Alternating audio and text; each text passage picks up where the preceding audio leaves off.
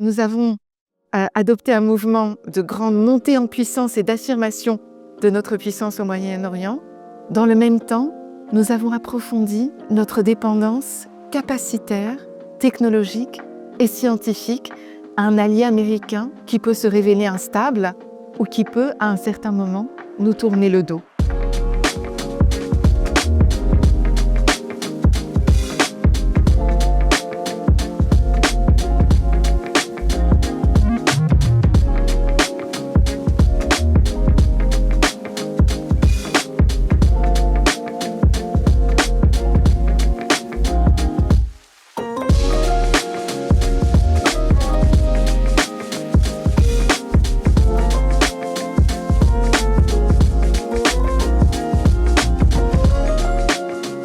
Sarah Feinberg, bonjour. Bonjour.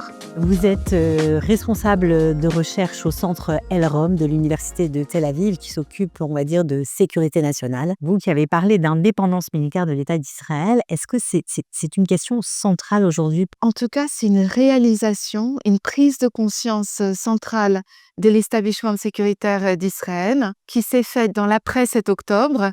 Effectivement, il y avait des signaux faibles avant où, dans certaines situations et à certains moments, Israël s'est retrouvé à court d'armes, tant offensives que défensives.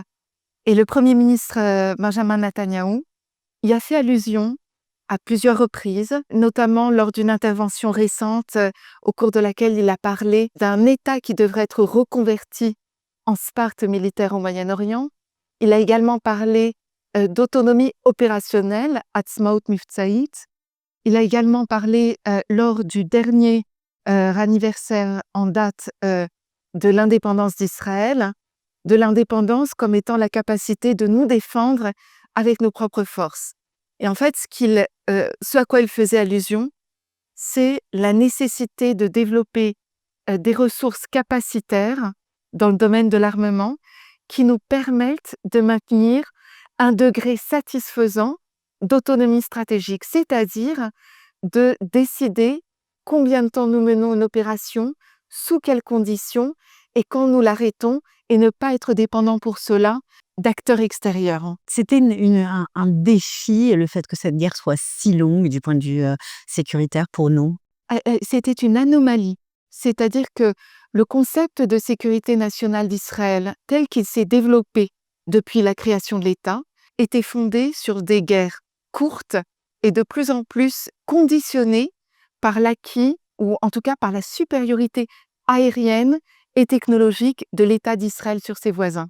L'idée étant que la profondeur stratégique du pays étant minimale, il fallait dès le départ transférer le cœur du combat dans le territoire de l'ennemi, de façon à minimiser a priori la force destructrice de l'ennemi sur nos propres sites militaires et civils. C'est ce qu'on appelle en hébreu la Haganah Kefit, la défense offensive. C'est ce que nous avons fait, par exemple, Cathy, pendant la guerre des 12 jours, lorsque nous avons frappé préventivement des lanceurs de missiles longue portée vers Israël, minimisant ainsi de manière considérable la pression sur l'ensemble de nos systèmes de défense antiaérienne. C'est-à-dire que les Iraniens sont partis plus bas, nous permettant d'avoir un taux d'interception plus satisfaisant. Alors ça, c'est quelque chose qui a été fait, mais on n'est pas totalement indépendant pour le faire. On a eu de l'aide d'autres nations. Oui, c'est sûr que Israël, disons depuis les 20-30 dernières années, s'est embarqué dans une grande aventure technologique et scientifique de développement de la crème des systèmes de défense antiaérienne, de développement de la crème de l'aviation de combat. Et effectivement, Israël a impressionné le monde entier quant à la réussite de ses ressources sur le terrain. Et dans le même moment, Cathy, Israël a approfondi sa dépendance scientifique, technologique, mais aussi industrielle aux États-Unis.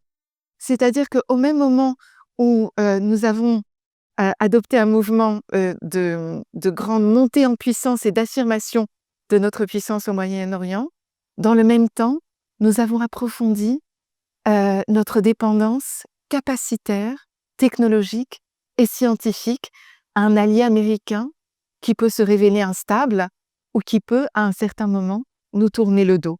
D'abord, Trump n'est pas éternel, Trump lui-même n'est pas complètement stable, c'est la première chose. Et en fait, en réalité, Israël se confronte à un problème structurel de l'ensemble des pays aujourd'hui, par exemple des pays européens face à la menace russe, qui est le problème des capacités, des problèmes capacitaires, industriels.